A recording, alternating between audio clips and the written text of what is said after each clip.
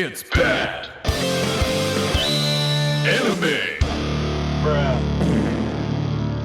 Hey everybody, I'm John. And I'm Rob. And this is Bad Anime, the podcast where we decide, is this anime bad? And today We're going back to the well a little bit, so to speak. We're revisiting the Burn Up franchise. Yes, Burn Up. Burn Up! So what we have today is actually the second installment in the franchise, where the first was a 45-minute OVA, which we've covered. Go listen to the episode to get our thoughts. But in short, we loved it. It was a tremendous surprise. It was very good, and funny enough, because at the time of recording, this episode just came out this week. Yeah, so it's super fresh in our mind. It's very fresh. So It's the end of March right now. Yep. And we're kind of like talking about. Well, I just watched this yesterday. Yes. Burn Up. This one's called Burn Up W. Sorry, it's actually Burn Up W. Burn Up W. Yes.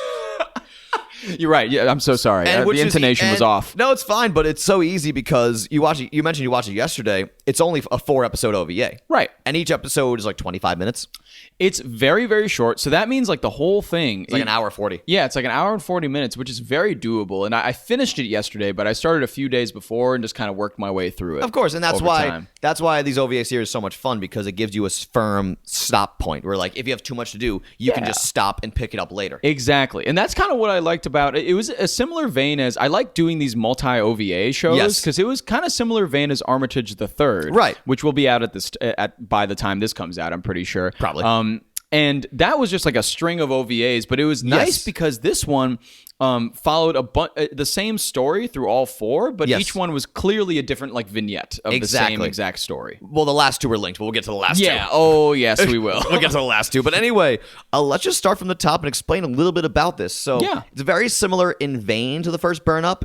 There's no returning cast members. Well, there's a possibility because we'll talk about this. We'll talk about the Maki in this version. They're returning names. Yeah, one returning name. One name. Oh man, Rio wasn't in the beginning one. No. Right? Okay. Yes, so we'll start with the cast. Yes. Let's start with the cast. And I actually had I'm gonna pull up the Wikipedia page for this because I just to remind myself of make sure I had everyone's names correct. But good idea. Actually, if you want to just pull it up, I'll go off from memory here. But we had this time we had our lead was another busty kind of. This one, she was different. She was a lot different than Maki in the first one. Now we had Rio, so who actually was voiced by Amanda Wynn Lee, who is one of my favorite voice actresses ever, and that's the end of that sentence. Yep. She did a lot of stuff throughout her career, including you didn't hear her voice as this because we didn't watch the original dub of Evangelion, but in the original '90s dub of Evangelion, she played Rei Ayanami. Really? And she was actually the director and actually the script adapter for a lot of the original Eva stuff. Wow. So pretty cool. Which wasn't the script we heard in the Netflix dub. So we can talk about the two different Eva dubs on their own time. We might even have to do an entire episode on that, honestly. Wow. But so Amanda Wynn Lee played Rio. She's a spunky blonde. She's a cop. And same like a futuristic cop. Part of what we learned is called Team Warrior. Yes, and that's, I'm guessing, the W in Burn Up W. There we go. Yep, there we go. And you even got the pronunciation right. Context clues. You nailed it, I'm learning. But Rio's a very fun character because they just established her as extra ditzy. Yes. Where Maki was more straightforward in her role as the leader of Warrior. She could be funny at times. But she was a little more straight-laced than Rio. They really play up her goofiness. She's always spending money wildly.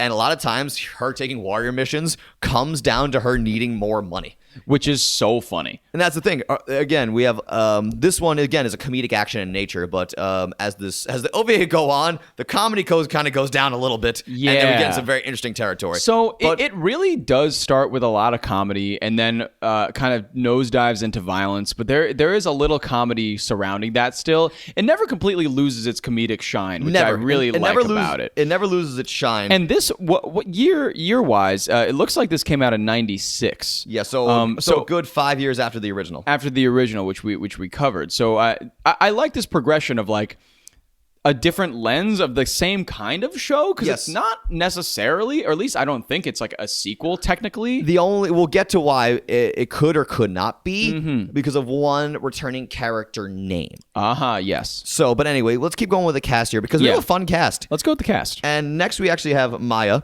Yep. who is very similar to Remy in the first one. Yes. But instead of her being tech obsessed, she is gun obsessed. she loves guns. To the point where like it's a sexual thing. The first few OVAs, or maybe just the first one, she is waiting on a rooftop the entire time With in a the sniper. OVA to shoot somebody, and she keeps saying, "Come on, can I please fire this gun?" And Yes, everybody's yes. like, "No, don't fire the gun." And she's like, "Ah!" And they play it up as like a sexual frustration, which I loved.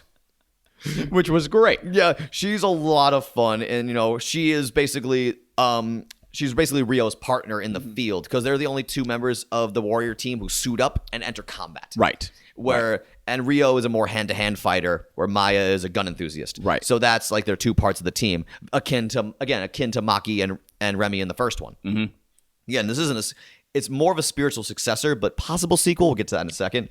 Next, we have Yuka's actually like sub in for this one is Lilica. Yes, Lilica. Who is actually, I believe, was voiced by Kimberly Yates. The same person voiced both Yuka and Lilica, which makes sense. Lilica is I guess our tech expert.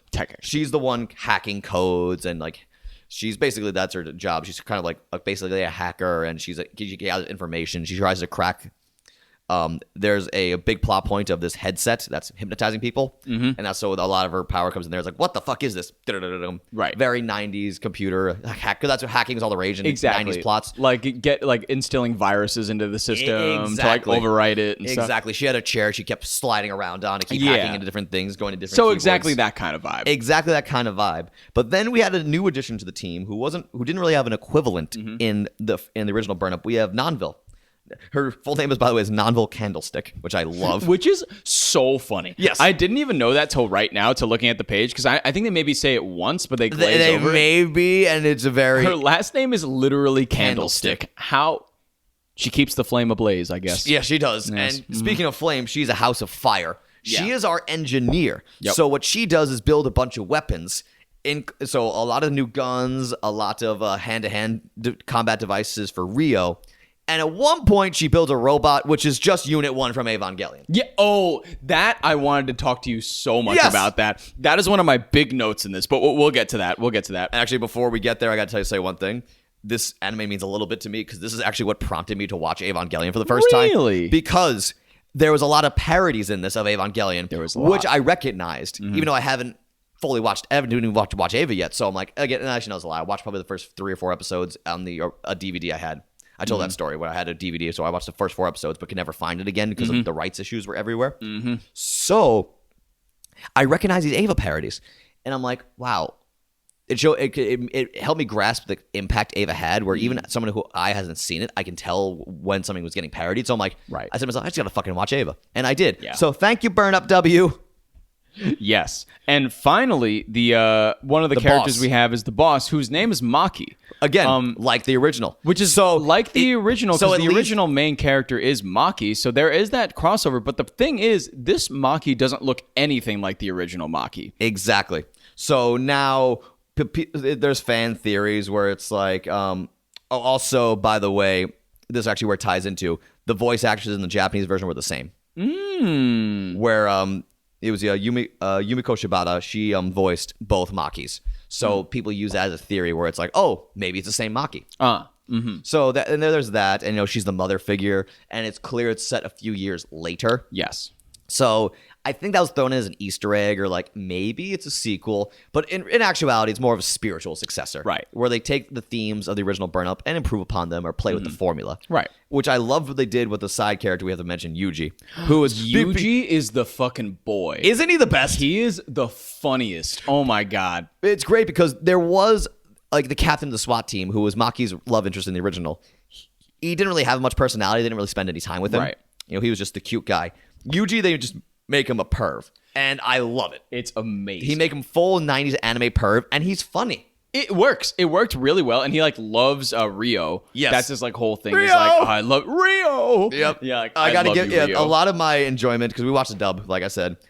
Jason Lee is the actor who played Yuji, and he did such a good job. Yes. Of making him so goofy but lovable. Yes. I think a lot of my enjoyment from this show, from this OVA series, did come from the voice acting specifically. Yes. Again, I got to give credit to the dialogue here because this is something. This is indicative of Amanda Lee's writing. Because what she does typically, and a lot of writers did this. They don't do it much anymore, which is a shame because the goal of dubs now is get them out very quickly. So they will translate the Japanese almost word for word. Where back in the day, they didn't do that as much. They took the general idea and tried to make the dialogue more natural to an American saying it. Like, for example, like where in a Japanese line might be something like, "Oh, I hate you," blah, blah, blah. Or where in American mind, they might use something like "to hell with you" or something like that. Something that, it's the same exact thing, right, but more natural sounding, which dubs just don't really do anymore. So I just love hearing something that sounds so natural as an English speaker in these dubs, especially in episode 3. I'll get to that after. Oh, yeah. But anyway, should we talk about plot now? Let's talk about the plot. It's a very steady line. It is. So we have our main antagonist, Miss Ruby, who keeps popping up. Yeah, she pops up. It's kind of mysterious for the first few OVAs. Yeah. But she's kind of like some sort of drug lord-esque kind of person. Right. And she kind of keeps making trouble for the W crew by keeping like instilling these like villains to come like attack them, or people to move her like drugs, which is her drugs come in the form of like this, as you said, headset. Yes. It's like a digital version of a drug. And the entire show is basically them figuring out this mystery behind who keeps putting these headsets these places and like what's who keeps crazy? distributing these. One of the craziest thing about this whole plot progression is I didn't expect Burn Up W to be so relevant now because basically this whole OVA is about a drug lord using virtual reality as a brainwashing tool. It's pretty crazy how exactly accurate it was. And to take it one step further, the second OVA with the VTuber is thing? all about a VTuber. Yes. And I was like, in what, like 90? 96. In 96. They 1996. They basically predicted VTubing. They forecasted VTubers because everybody in this episode is figuring out, because like Yuji is a big fan of this VTuber. Yes. And this VTuber's been kidnapped. Yes. And everybody in the show, all of the cops are constantly arguing, which is so funny, especially Yuji and Rio. Yes. They're going back and forth because Rio's like, "Oh no, what was her name even?" I forget. Maya? No, Maya's one of the characters. Yes, I forget her name, unfortunately. Oh man, but it was Keep one going. of the Maria. So Maria is the VTuber, and she's been kidnapped. And Yuji's like, "Oh no, a VTuber's been kidnapped. My favorite VTuber. Yes. We need to rescue her." And everybody's like, "Well, it's not a kidnapping. She's stolen. She's an AI. She's an item." And I was like, I can see this being a real issue 15 years from now. Well, no, because the thing about now with like the heist of NFTs and stuff like that. Yes. So we live in an era that I don't know if they were just lucky or if this is just tremendous foresight where like so many of these issues are so relevant now. It's insane. Yeah, one of my notes legitimately says predicting VTubers before VTubers. Yes. And it was so crazy because they convert her to like a physical body at one point, and like that's pretty much the whole second OVA. Yes. So we had to get that off our chest. But clearly we had a lot to say about that. Yes, we got a lot to say. I do have to touch on the end about that real quick because the entire time Nanville's building a robot called, and she keeps referring to it as El Gigante, and we don't really see too much of it.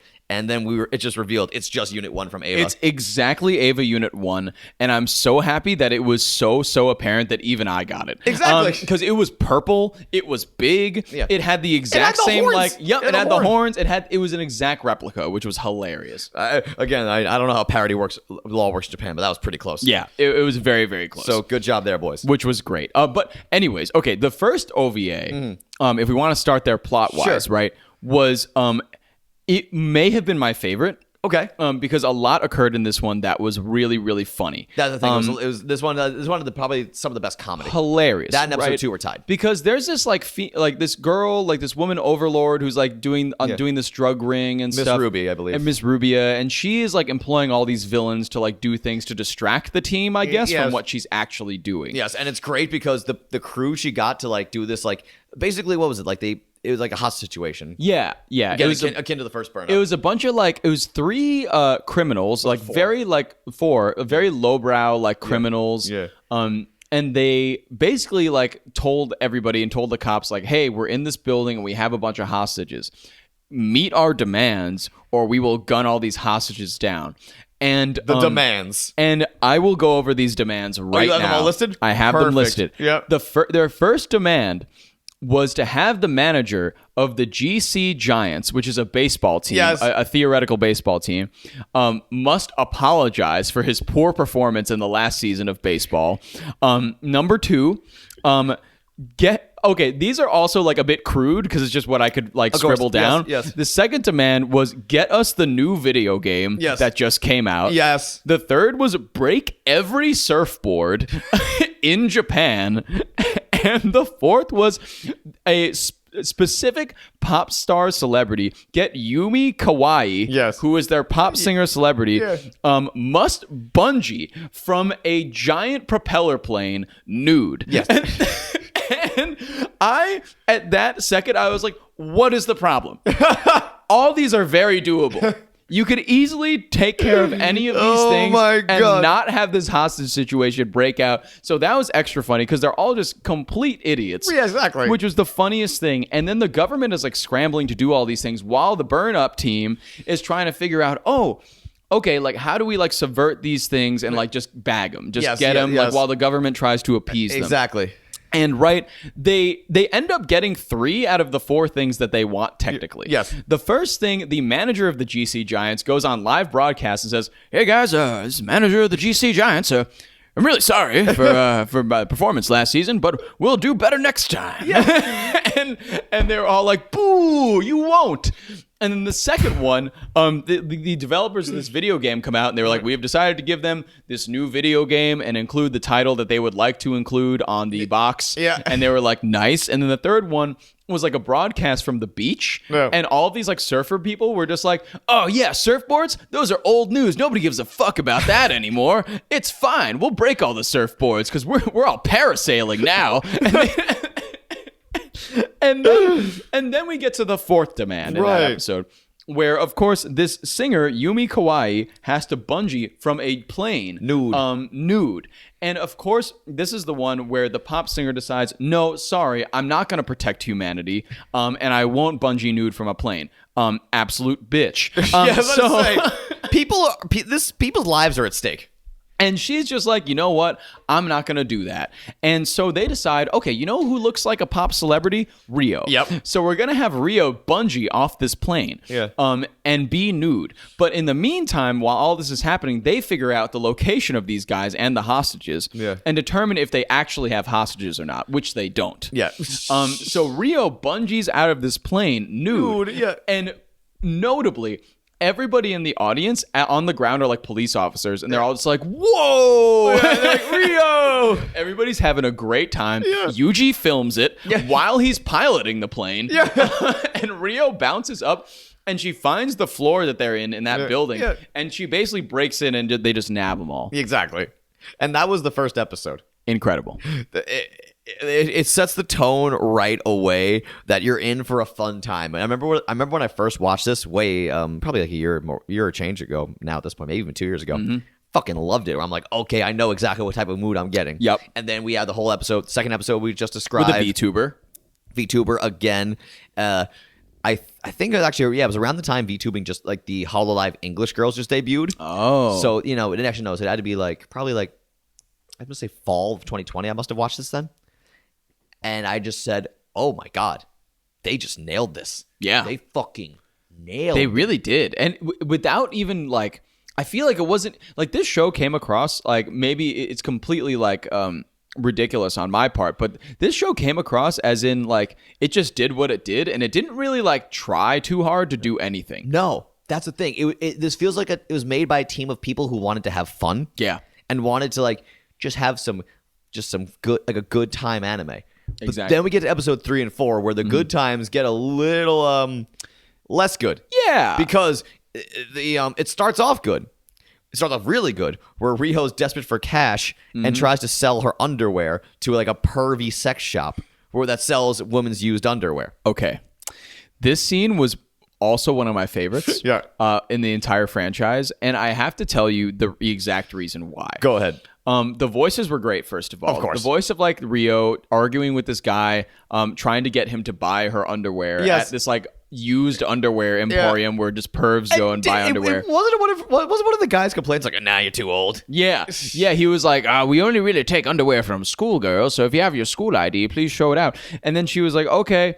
And the entire time, it was kind of like he was basically targeting her morals a lot through this conversation. Yes. And at one point, they were arguing about her selling the underwear because he was like, oh, like, do you really want to sell your underwear in here? You know who, like, the kind of people that shop in here? The kind of people that shop in here are people that watch anime. And I was like, dude, this fucking show, I'm watching this anime and they insult me like that. Yes. It's so funny. Consider me triggered. The list was exactly because I had to write it down. Okay. He was like, you know who buys this stuff? Anime fans and people who watch Jerry Springer. I was like, what? Exactly. You see, that's what I talk about when you Americanize a line, because because this was dubbed in the mid-90s in America, so perfect Americanization of it. Exactly, which is great. And also in the third and fourth episode, I think the violence comes because we meet one of Rio's friends in the accounting department. Yes. Chisato. Yes, Chisato. And so good memory. Wow. I just rewatched it the other day. Cool. Yeah, because I remember episode 3 and 4 like throwing me for a loop, so I had to rewatch some of the scenes just to get a clear context. So Rio's fucking around with Chisato, where it's like, I'm out of money again. Oh well. And then like I forget, like Chisato gets a message or something, or she mentions something in passing, and Rio's like, oh, someone's got a boyfriend, and they're clearly like best buds, right? Yeah. So then it cuts to some more other warrior business where they're like, what is this headset that like that we found at the scene of one of the crime scenes? We have to figure out what's going on here. There's a cop that gets hypnotized by like the headset. By like the crew, like the drug, crew, and he just goes into the accounting department and just pops off Chisato right there. Yeah, shoots her right in the face. And it cuts, and it does this. This is the most violent show probably got at this point, where it cuts to like the ceiling, and the blood splatter hits the ceiling. Yeah, it's like right out of a horror movie. Yeah. And what was really scary though, because they announced it on the loudspeaker, like the active shooter in the accounting department. Of course, Rio bolts because she knows Chisato's in trouble.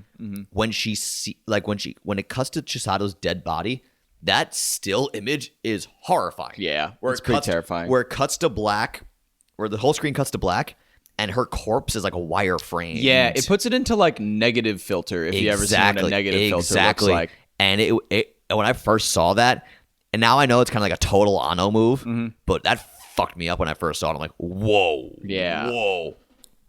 And it just like, because the tone just changed right there, and Rio was distraught. Yeah. And then what happened at one point was, she goes home again, right out of Ava. She goes home and she hears a voicemail from Chisato saying, "Hey, it's me. I did some meddling and I put some money in your account. Next time, come to me before you try to sell your panties to some pervy shop. By the way, next time I see you, I have someone I really want you to meet."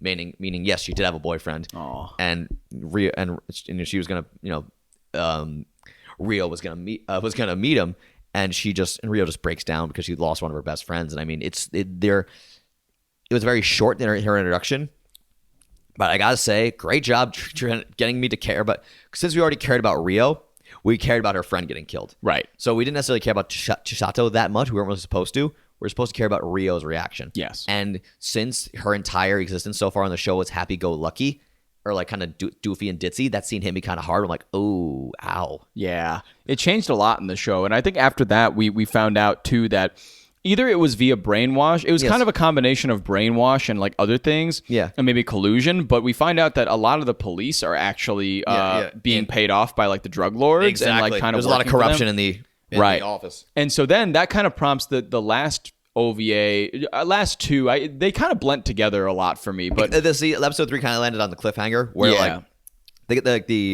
you had like the thugs kind of get into the police. Yeah. Yes. So they're like kind of trying to overrun the police station. Yes. And trying to like, kill all the police officers, exterminate everybody. It's a very 80s action type of environment where like, a bunch of guys in a building. We have the building. Exactly. And then Rio's like, no, fuck you, don't. Okay. This was kind of funny. Even though Rio was going through a tough time, I still laughed because there was this one scene where the head of the operation, Maki, is like, all right, guys, like, we could either take him out right here in this building, or we could run and regroup.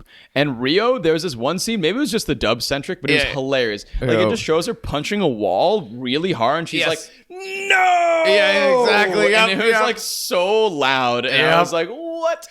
And then and it happened twice. Yeah, and then it happened again, and everyone was like, "All right, maybe we should actually like stick it out and stuff like that." Fight, yeah. Maybe we should fight them. And Rio's like, "No."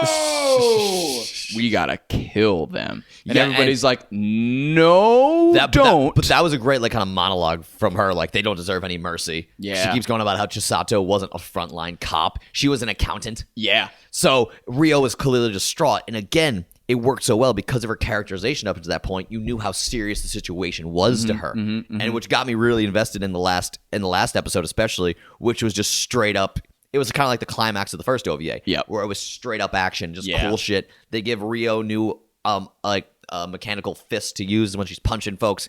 They give Maya a big fucking gun. Yeah, so she's happy. There was a great line where they say like, where they break down the expenses to her. It's like, all right, here's what one round of ammunition costs for this gun, and she just goes, I wonder if I can live off my pension and Social Security.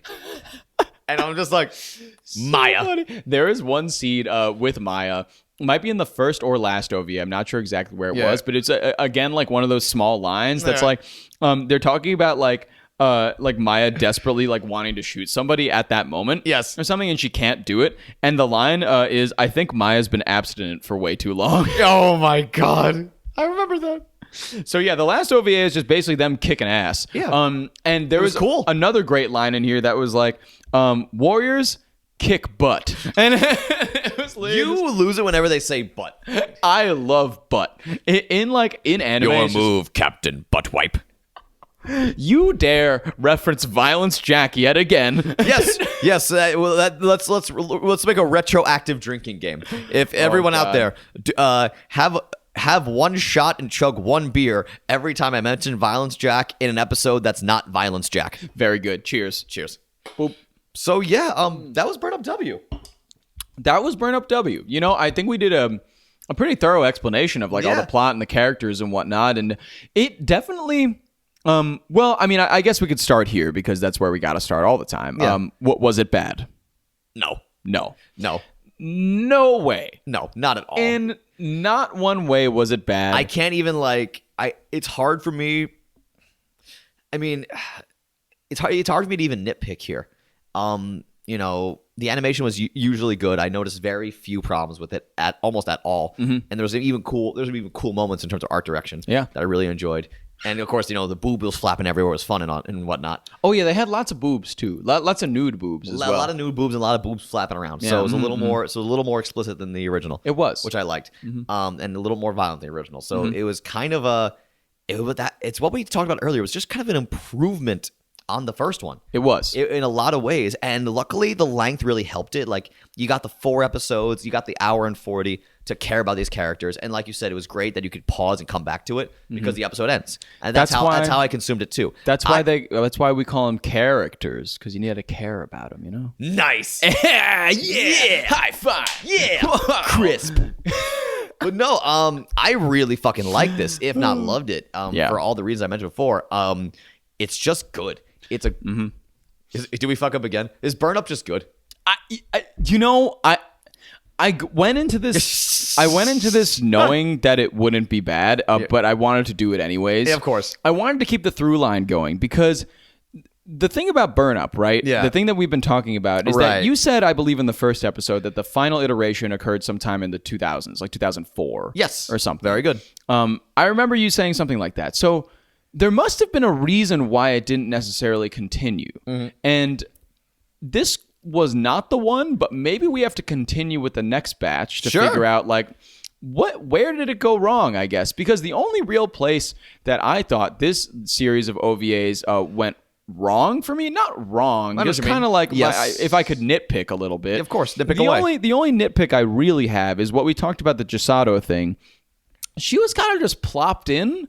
Yes, if they introduced her earlier, it would have worked better. I think they should have introduced her in the first OVA and just had her kind of. They didn't even have to have her do much. Just be like, oh, that's Rio's friend in accounting. And exactly. just like a quick like 20-second scene each OVA of Rio Yeah. being like, "What you got for me, Gisato?" Exactly. Or something like cool like that. Exactly. It would have really helped us care about her But more. they put her in the third OVA just to be killed maybe 5 to 10 minutes later. Yeah, so like and me thinking the entire time, I was like, has she been around before? Like, I Exactly. don't remember seeing her. Exactly. So like I alluded to a couple minutes ago, the whole point, we weren't supposed to care about her. We were Right. supposed to care about Rio's reaction. Exactly. But it would have been nice if we cared about her as well. It would have 'Cause helped. It would have been the 1-2 punch. And this is more of an Ava parody than we even thought in that vein, Yeah. because I mean, Kaoru in Kaoru. in Ava, yeah, coming in too late, coming in too late. And every iteration of Ava afterwards has tried to rectify that. Yes, and I think like that's probably the one issue I found with the whole thing, but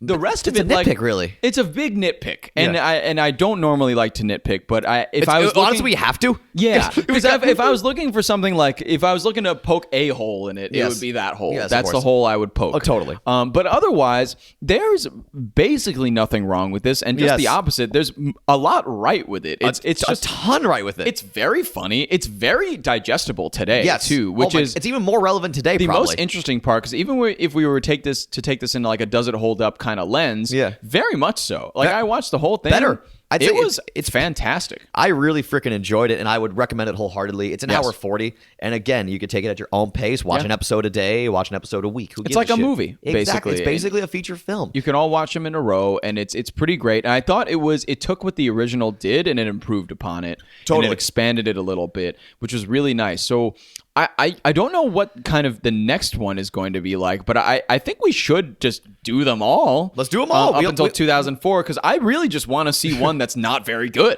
Let's that's what do I'm it. looking out for. There's two now. Now we go into the television series. Yes. There's two 13-episode series. Oh. And do you want to hear some news that is going to excite you a little bit? Mm-hmm.